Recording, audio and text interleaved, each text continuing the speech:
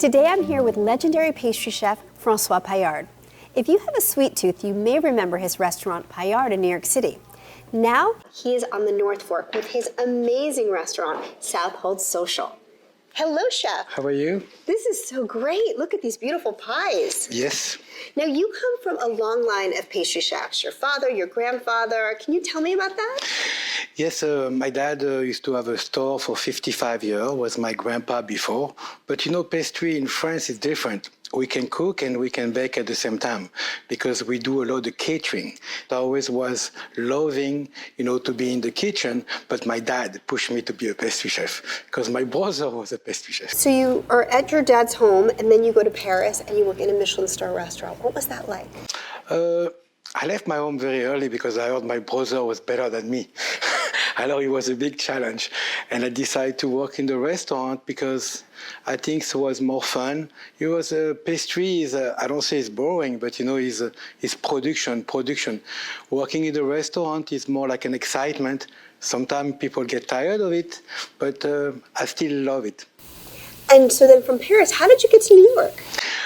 I was in Paris in the two best restaurants. One was the best restaurant in the world, was Lucas Carton. And I was a pastry chef, and I was the only one, I think, who was able to make 10 new desserts on the menu. The chef was very, very precise, very picky, and everything I have to do was I have to use spice from when he come back from traveling and everything. First 3 months, I was frustrated. But after that, I get it.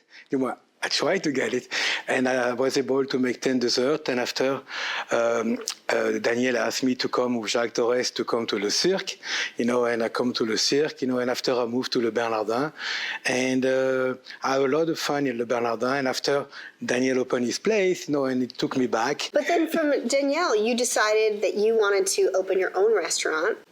Yes, how did that come about? It was always my dream, I think Payard was a very special place.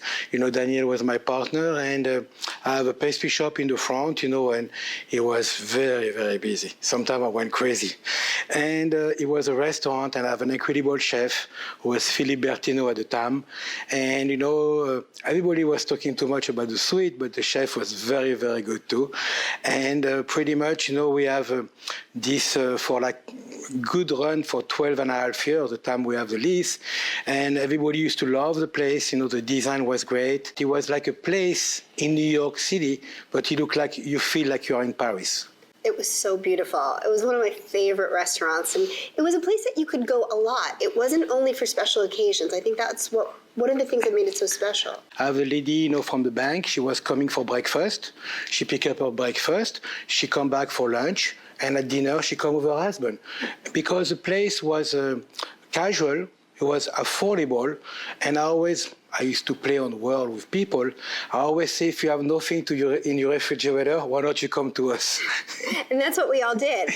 So now you're in the North Fork, and you've brought the most delicious desserts. Can you tell me a little bit about Southold Social? Yeah, Southold Social is a great bistro. The same thing as Payard. Brian is executive chef. Is very, very good. And I just tweak a little bit, the menu of Payard. It's not very, very French because, I think over here people like much more Italian. It was a kitchen, incredible design in this kitchen when we took over the restaurant. That's why it was a pasta place, it was Italian restaurant. And I kept 6 pasta on the menu. I kept crudo and everything. The idea, before we open, we look around restaurant here, what they do, and I was deciding to make something different than everybody have. Like I don't have burger on the menu, and I'm proud to say that. I have pork chop on the menu that most people don't have. I don't have spare ribs on the menu. But the idea is when you open a new place, you want to be different. Of course. And what kind of pastries, how are you incorporating your work as a pastry chef in the menu? Before was different. When I come in Southold, I was working at the General, and I was working there, and we create a lot of pie and everything. And this year they asked me to create something very different, and the pie is only for the General. And what is a pie is not just you average pie. I was trying to work very hard on trying to show something different. Alors, the first one is like a chocolate pie, is the chocolate creamer on the bottom, mascarpone cream, chocolate mousse small, and a little bit of a chocolate sauce.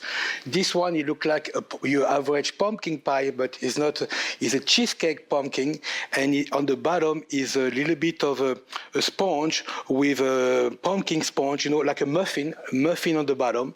Over here is an apple that we have from the farm. Alors we decide to use like a brandy, and we decide to use a salted caramel to it.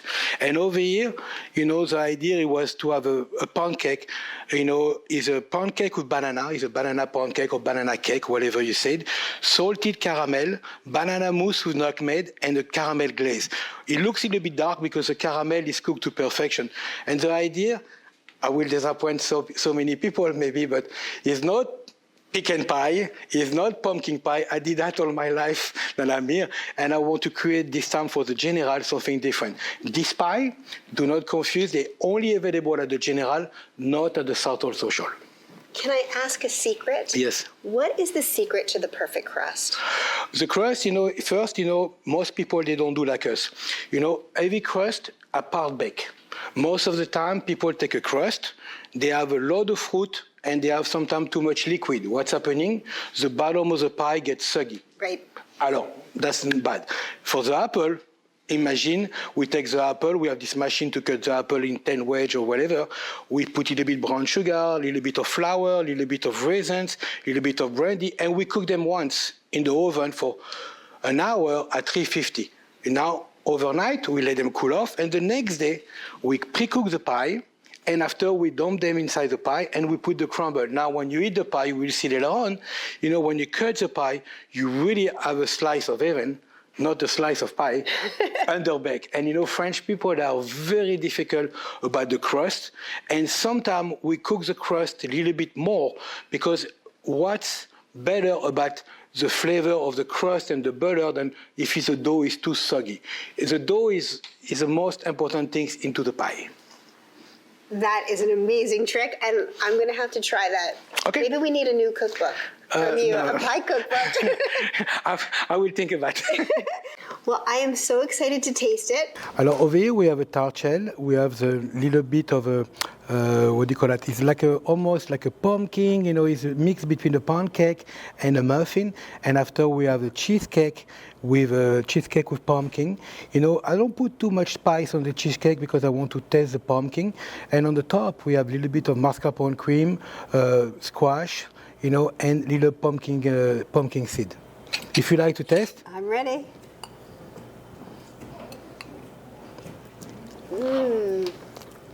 It's delicious. For me, it's a perfect balance of texture and flavor. Oh, it's beautiful. And you see, it's not overdone with the spice. You taste the cheesecake, you taste the pumpkin. The idea, you don't overdo with the spice, with the pumpkin. This is so delicious. I hope you enjoy. So these pies will be available to purchase and to taste before Thanksgiving, and then you can pre-order your pies right before Thanksgiving and pick them up at Southold General.